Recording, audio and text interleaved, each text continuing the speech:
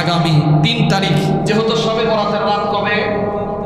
আগামী 3 ফেব্রুয়ারি মঙ্গলবার, 3 তারিখ দিবাগত রাত্রিতে। বলেন কয় তারিখ? 3 তারিখ দিবাগত রাত। একটু আপনারা ক্যালেন্ডার দেখে নেন। 3 তারিখ দিবাগত রাত লাইলাতুল। ইবনে মাজাহ শরীফের 1388 নম্বর হাদিস।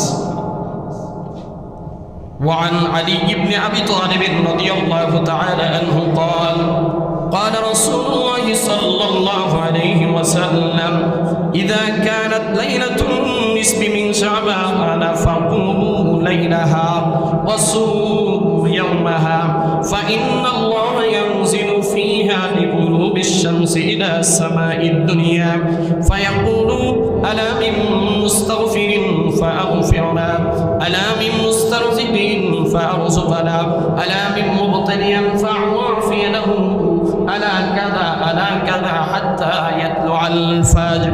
হযরত আলী রাদিয়াল্লাহু তাআলা আনহু থেকে বর্ণিত, তিনি বলেন আল্লাহ রাসূল সাল্লাল্লাহু আলাইহি ওয়াসাল্লাম বলেছেন, যখনই লাইলাতুন নিসফি মিন শাবান আসে, অর্থাৎ শাবান মাসের 14 তারিখ দিনগত রাত যখন আসে, শাবান মাসের 14 তারিখ দিনগত রাত যখন আসে, শাবান মাসের 14 তারিখ দিনগত রাত যখন আসে, ওই রাতটাকে বলা হয় লাইলাতুন নিসফি মিন শাবান।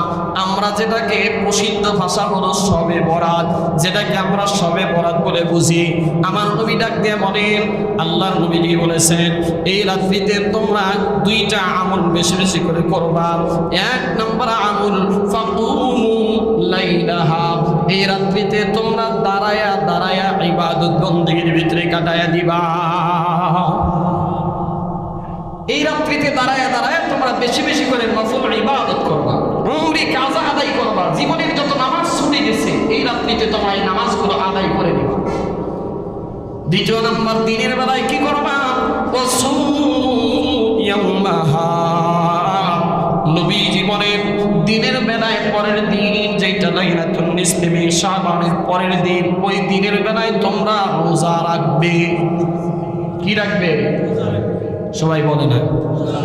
তাহলে 2টা আমল পেলাম। 1 নম্বর আমল হলো রাতের বেলায় দাঁড়ায় দাঁড়ায় আল্লাহর ইবাদত করা। কি করা? 2 নম্বর আমল হলো দিনের বেলা কি করা? সবাই বলে না। দিনের বেলা রোজা রাখা।